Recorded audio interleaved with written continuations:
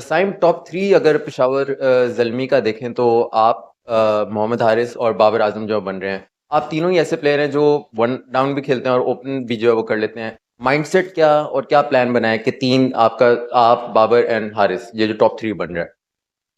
अब देखें, माइंडसेट तो टी20 क्रिकेट है। अब हम तीन नहीं होते, कोई और तीन होता, कोई भी होता, तो इसमें तो यही है कि हम लोगों ने रन रेट मेंटेन करके चलना है।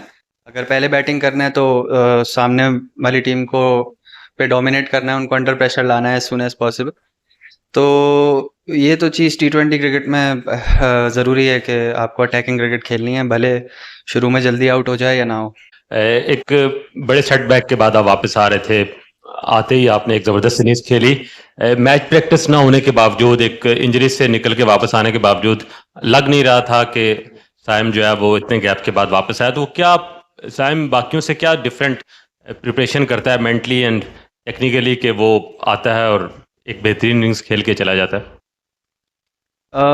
मेरा ख्याल है मेरी प्रैक्टिस पूरी थी, इसीलिए मैं पीएसएल का मैच खेल रहा था। ऐसा कुछ नहीं है कि मैंने कोई कमी छोड़ी थी प्रैक्टिस में।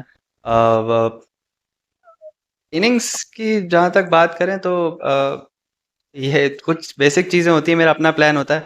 अब दूसरों से डिफरेंट मैं नहीं सोचता इस बारे में कि दूसरों से डिफरेंट है या नहीं है, दूसरों सबका अपना अपना गेम होता है। बट मेरी कुछ अपनी चीज़ें हैं, बेसिक चीज़ें, जो मेरा मेंटल प्लान होता है, टेक्टिकल प्लान होता है, एंड गेम से पहले जो मेरा जो शेप मैंने अपना तैयार करना होता है बैटिंग का, वो सब करके एंड देन मैच में जस्ट एंजॉय करता हूँ। मैं कोई और चीज़ नहीं सोचता। सैम, कल के मैच में हमने देखा कि इस्लामाबाद यूनाइटेड के स्पिनर ने भी बड़ी अच्छी बॉलिंग की। आज कोयटा के स्पिनर ने बहुत अच्छी बॉलिंग की। इवन सुफियान मुकीम को पहले ओवर में 22 रन बने और फिर उन्होंने भी बड़ी अच्छी बॉलिंग की। आप नहीं समझते कि अगर एक स्पिनर आपके पास और होता, और स्पेशली मेहरान मुमताज़, क्योंकि बड़ा इफेक्टिव है नए बॉल के साथ भी, और पिछले सीजन में भी उसने बड़ी अच्छी बॉलिंग की है। और दूसरा, आप इंडिया की वर्कर्स के बारे में थोड़ा सा बताएं कि आपने बड़े रन किए यहाँ पे, आपका हाईएस्ट 88 भी यहाँ पे है, तो इसके बारे में थोड़ा बताइए। आई थिंक पिछले जितने भी पीएसएल के एडिशंस होते रहे उस वक्त थोड़ा सा वेदर में फ़र्क था, और अभी जिस तरह का वेदर है थोड़ी ड्राई पिचेस हमको मिलेंगी। और बट ये है कि ये डे का मैच था, और टूर्नामेंट में सिर्फ 2 ही डे के मैच हैं एंड बाकी सारे नाइट के मैच हैं, तो हम देख सकते हैं कि शायद नाइट में पिचेस बेहतर हों। But as the tournament goes on, बीच में शायद पिचेस यूज़ हो के वो स्लो हमें मिल सकती हैं, इस तरह की हम एक्सपेक्ट कर सकते हैं।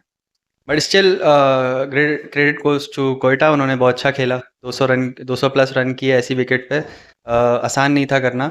एंड चेजिंग में जिस तरह विकेट आई थिंक और स्लो हो गई थी, but they executed very well in the bowling, और हम जिस तरह से नहीं बना सके, but we can expect in future also कि इस तरह की पिचेस मिल सकती हैं। साइम, टॉस के डिसीजन को किस तरह रेट करेंगे कि समहाउ मिसकैलकुलेट तो नहीं किया? जिस तरह के हमने देखा उन्होंने 200 पहली इनिंग्स में लगाया, तो आपने बाद में चेज़ करने में बिल्कुल भी आसानी नहीं थी। प्लस ज़ल्मी की जो बॉलिंग पिछले 1-2 साल से स्ट्रगल कर रही है, 240 भी चेज़ करवाया लास्ट सीजन, तो अभी फिर 200 कंसीड किया है। समहाउ आप समझते हैं कि कुछ ना कुछ वीकनेसेस हैं अभी भी?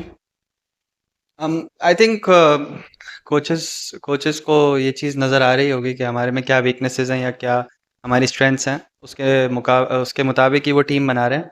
एंड जहाँ तक आपने चेस की बात की कि हम लोग लाइक टॉस टॉस की आपने जहाँ तक बात की, तो आई थिंक वो डिसीजन कुछ सोच के ही लिया गया था। और आप जहाँ तक देखें तो शॉट्स तो लगे हैं, छक्के भी लगे हैं, बाउंड्रीज लगी हैं।